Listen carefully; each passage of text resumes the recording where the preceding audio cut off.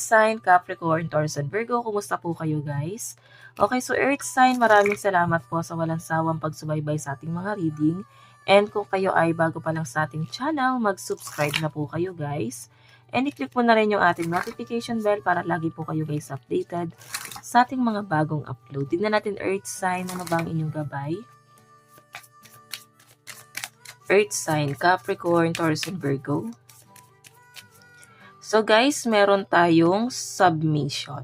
So nakikita ko Earth sign ngayong araw, may hinahabol ka, may pinaglalaban ka, and ipaglalaban mo yung katwiran mo kasi alam mong tama ka at nandun ka sa point na lahat naman ibinigay mo. Okay? So, may paghahabol na energy ako nasa-sense dito guys. Tignan pa natin.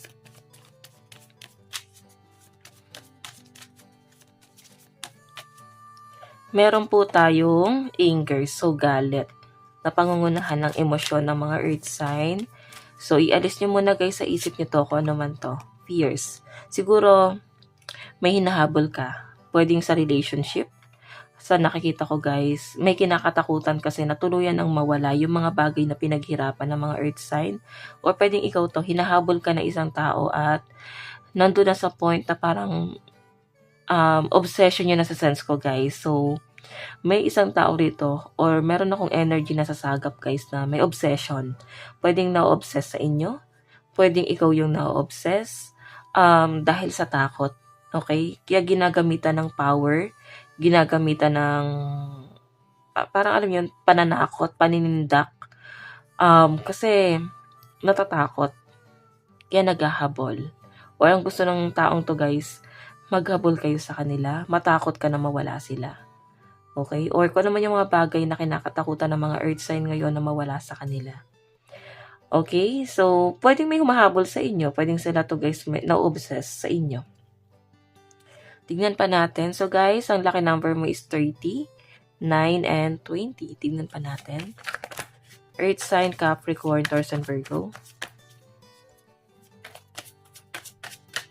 So guys, meron tayong the lovers. So, ang focus ng energy mo ngayong araw ay patungkol sa love life mo. Nakapokus ka ngayon o yung attention mo ngayon sa isang taong mahal na mahal ka. Meron tayong Queen of Swords. Grabe yung tension na nasasagap ko rito guys. May gulo, pwedeng may mga nadadamay sa gulo, may pagtatakip, pwedeng ayaw lang guys madamay sa gulo. Okay, ayaw magsalita kasi nga, bakit naman sila makikisali guys? Kahit may alam sila, hindi nila guys responsibilidad to. So, may nakikita ko rito earth sign na yung relationship nyo guys ng person mo, may ibang taong nadadamay. Or pwedeng ikaw, nadadamay ka sa gulo ng ibang tao, sa relationship ng ibang tao. Parang may kawin ka sa wala earth sign, nadadamay ka pa rin. Okay? Dumistansya ka, lumayo ka, lumapit ka, parang kasali ka pa rin. So, nararamdaman ng mga earth sign na saan lulugar? Saan kami lulugar? Okay, so earth sign ngayon, Queen of Swords, parang binibigyan ka ng chance ni universe na maging matalino. May paglayo akong nakikita sa side mo. So, I think lumalayo ka sa ibang tao kasi ayaw mo nang madamay dun sa gulo na yan. The lovers. May tinatalikuran ka rito, guys. Okay, parang bahala kayo dyan. Hindi ko naman gulo yan eh. Yun na nasa sense ko. So, earth sign, may nasa sense din ako dito na isang tao na maaaring ma-obsess sa inyo. O pwede ikaw itong na-obsess. May takot ako nasa sense. Humahabol. Ganun yung energy. Okay, so tingnan natin pagdating sa career.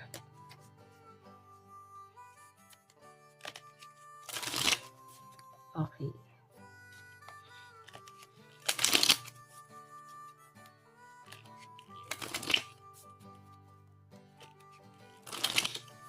Pagdating sa career.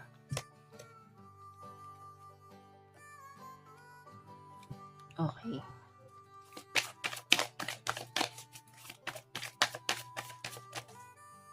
So guys, meron tayong clarity,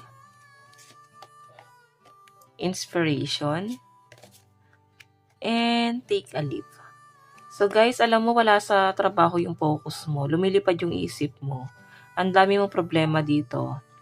Nakikita ko na para bang nakakaligtaan mo. Or baka kasi guys, sa trabaho mo ngayon, matadamay or maapektuhan. Pwede ikabagsak mo to guys kung hindi mo pagtutuunan ng pansin.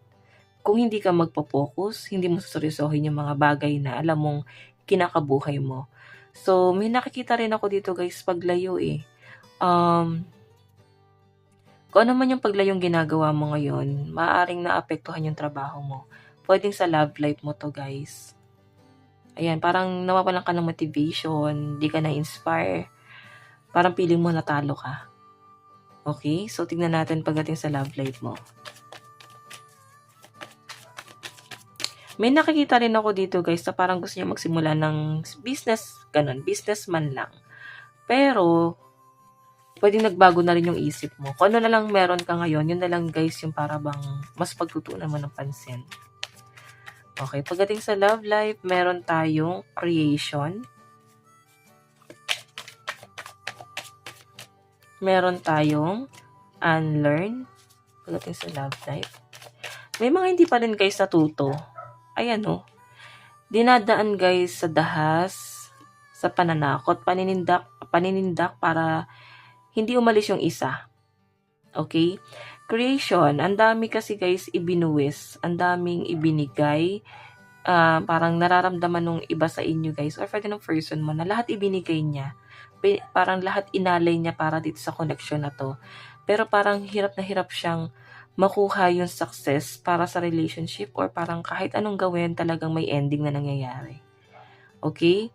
May nakikita ko guys medyo immature yung energy kasi may mga bagay na or tao rito sa paligid mo na hindi pa rin natututo. Pwede ikaw to o yung person mo. Napaka-immature.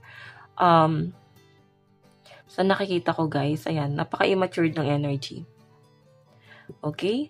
So, meron ako nakikita guys, victory. Pwedeng may papanalo mo yung isang tao or pwede meron isang tao na gusto kang ipanalo dito. At nakikita ko na yung taong yun guys, mahal ka talaga kaysa doon sa taong gusto mo. Okay? Tignan natin.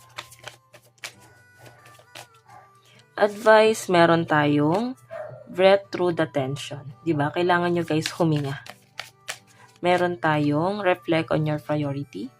So, guys, huwag ka daw masyadong ma-pressure. Focus ka lang and kalma ka lang, lalo na pagdating sa trabaho. Kung may mga problemang nangyayari sa paligid mo, kumalma ka lang guys, no? Huwag ka masyadong ma-pressure dito. So, guys, ito lang naman po ang inyong reading. Hanggang sa muli, God bless and love you all. Thank you.